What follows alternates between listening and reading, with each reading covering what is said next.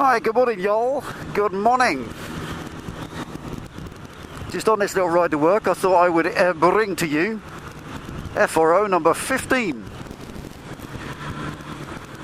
Now what today's little whining session is going to be about, yeah, already committed, is going to be a glaring chink in the armour of the GoPro market, or should I say the adventure camera market, because GoPro, in my personal and slightly humble opinion, leads this market by a nose, just ahead of Drift and a few others. There's the Contour, the Sony, various others. Now, I was watching a video last night by my good friend NT8, and I don't know if you've subscribed to him or if you know Navy Thomas 8, but if you don't, then you should do. NT8 has got more GoPros and more cameras in general than Jessup's. He is truly the Imelda Marcos of action cameras. And what he highlighted is something that I've always thought for quite a long time. Ignore me then. And that is this ridiculous omission by all of the companies, including GoPro, of a waterproof hole, if such a thing can exist, to put your microphone through. Come on, come on, come on. That's it. Now what I mean by this is, if you've got a GoPro, you'll probably know already. A GoPro camera is a great little piece of kit. It's not very big, diddy little thing. I've got an HD2. There's the 3 out now and the 3 black, da-di-da-di-da. And they all come with a waterproof case. This little kind of diving looking thing that you've seen, they are rather brilliant. Waterproof down to 100 meters, etc.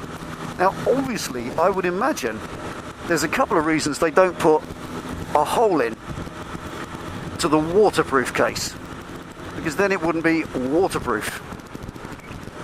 And I guess there's liability issues there. Liabilities, warranty issues, people suing them because their £350 GoPro camera got ruined because they forgot to put the microphone in, blah blah blah. You know what people are like, this blame and claim culture the world lives in now. It could be that, I don't know. It could be that they just want to sell more cameras, I don't know. But whatever it is, we're stepping up as the user, the end user of this product. And what we're doing is modifying our cameras. Now if you watch Tom's video, and there's a link, I want you to see what he does, and it'll highlight the fact that none of these cameras can really be used in pouring rain when it's chucking it down with your microphone plugged in. And if you're vlogging in your crash helmet, you really need your microphone on, because you can't use the skeleton camera, which allows the sound through. You have to use your waterproof camera because it's raining, but then there's nowhere to put the mic. They put the mic jack on the camera, but they don't put a hole in the box. Now I've got a sat-nav as well, and my sat-nav has a little earpiece so you can hear what the lady's telling you and which way to go. And I bought a case for it for the rainy weather. It cost me just £18. Little Garmin aftermarket case thing. And there's a navel hole in it, best described as a little rubber disc about the size of a penny with 3 cuts in it that converge in the centre, a bit like a Mercedes bonnet badge, like a hood ornament on a Merc. And it's cut there, those 3 holes, they're slots, and you shove the mic through and it grips it enough to stop the water getting in any quantity. Now obviously it won't be waterproof if you had such a hole in your GoPro box down to 100 meters, but it doesn't have to be. They can market it, they can get round the liabilities. Come on, get the lawyers involved. And all they have to do is make it so that we can use it. Now if you've got a GoPro and you've got a microphone like me, I learned how to do this from NT8, and I'm sure he devised it himself because he's a genius. You drill a hole in the side right adjacent to the mic jack, and then you put some silicone around it, build up a little cuff of silicone, and that prevents the water getting in. I rode that snow video. If you look at my snow video way back at January time, I got 2 trucks go past me in the thick snow, doused me in about 4 tons of snow and slush, and it literally drowned the camera in it. but it was absolutely fine. Didn't even get any condensation on it. It works. Now, all that said, what I can't understand is why GoPro haven't noticed this. This is my beef. I want you to watch Tom's video because he wants to bring attention to it in front of GoPro and Drift and Sony and all the other cameras out there to see if they can step up and make something. But me, I just want to answer this myself. I can't understand it. It seems to be they're lacking somewhere because every manufacturer of everything, anything from a spoon to a ship, should be listening to their customers and devising, innovating, developing accordingly. Look at it this way. Ask you a question, right? Back in the 1980s, the sports bike was born. The birth of the motorcycle with a full race fairing like them on the track. Probably 83, 84, 85, you started getting the GSXRs, the GPZ 600, and on and on and on. And then the GSXR developed into, well, what it is today. Now those bikes, once the first 3 or 4 years are out of the way, come the early 90s, it was inevitable that they'd end up in the hands of the hooligan fraternity, which is, again, in turn, inevitable that they'd end up getting smashed up. Quite normal. And what did they do? Did they go out and buy new fairings? Well, no, because they cost about the same price as the national debt of a small country. So what they did instead was just put straight handlebars, couple of headlights, and the Street Fighter was born. And to this day, that's what most people do when they smash up their sports bike. Slide it down the road, can't afford the plastics, build a Street Fighter. So look what the manufacturers did. They saw you doing this. They watched this happen. And I'm just going to take a turn around the cliff top. I'm early, going to work today, a little bit early. I'm going to run the old knobblies around the cliff top. Now, the manufacturers of all these bikes, Suzuki, Yamaha, whatever, they all witnessed us making Street Fighter bikes. And that was the birth of the Phaser and the Bandit. Because ask you, when's the first Bandit? First Bandit was about 98, 97, so they probably entered the game a bit late. But the Phaser, the FZ1, all the big naked muscle bikes of the 70s with the big chrome pipes and the low slung foot pegs and squashy suspension, no, they're all gone. These are basically sports bikes, engines detuned, straight bars and a little nose cone bikini fairing. And what it represented, there's a link to this, stick with it, bear with me. What it represented was the manufacturers noticing what we're doing, we the user, and actually creating something to fill the gap. Cashing in, yeah, you might say, but we wanted that. What's not to like? You've got to say that these days more people will go out and buy a Kawasaki Z1000 than they will go out and buy a Kawasaki ZX-10R, because they're a darn sight easier to ride and live with. They're a great everyday bike and they'll do everything. They'll do all sorts, and in that sense, durability, adaptability and all that, the same as any product, it must have it if it's to survive and get buyers. And this is where the GoPro market, or the action camera market, I believe, is slipping up. They're not noticing that we, the customer, are drilling holes in our camera boxes and spreading some silicone around them, and they could be off there developing a neat little rubber cuff that's water resistant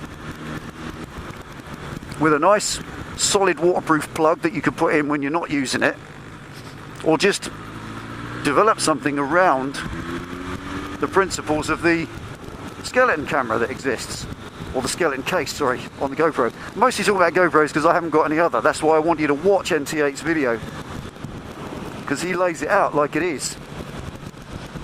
Oh, I love this road. It's a bit busy at the minute.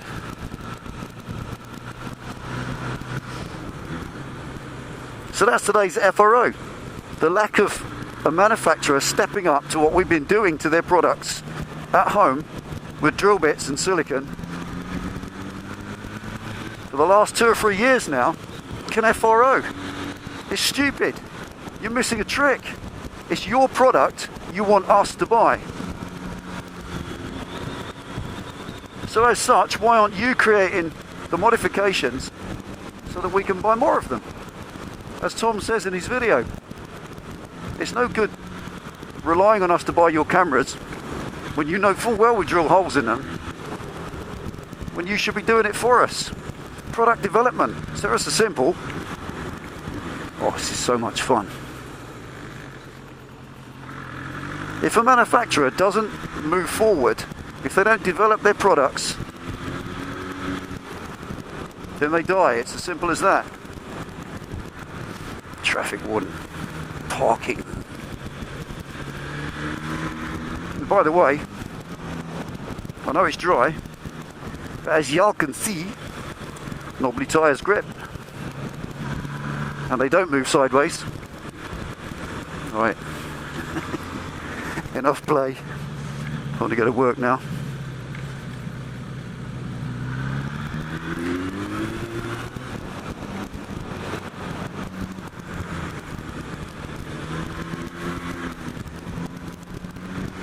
So there we are. In my humble and not ill-considered opinion, GoPro, Drift, Contour, Sony, all of you can fug right off, because you are not developing the products that we require. Your attention is required. Step up. Make what we require for the cameras that we buy from you for a great deal of money. After all, £350 for a camera is a bloody hell of a lot of money, when I can buy an £18 sat-nav case that's got exactly what I need.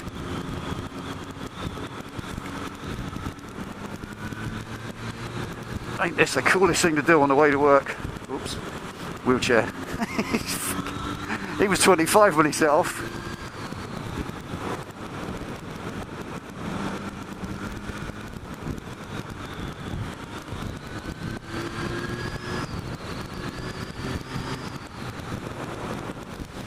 Yeehaw, baby.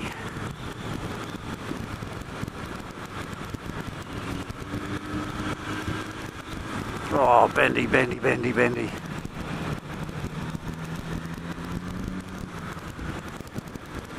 Watch this, a bit blind this bit.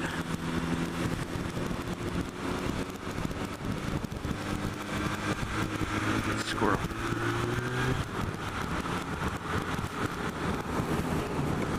That's wonderful. I could do that all day.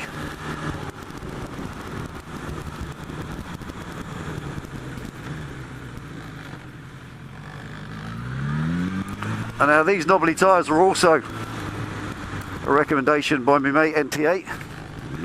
So thanks, Tom. As you can see, they grip, mate, just like you said they do. And in the wet, they're not so bad either. Not quite as good, but I don't ride any tyres this fast on these bends in the wet.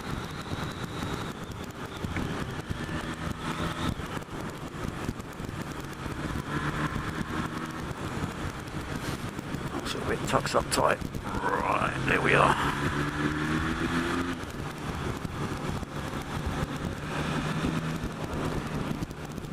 So take it easy, ride safe. Thanks for watching my FRO 15. Subscribe to Tom, watch his video please, there's a link. He's got a point. It's about time we lobbied GoPro and the others to give us what we need. I'll see you next time.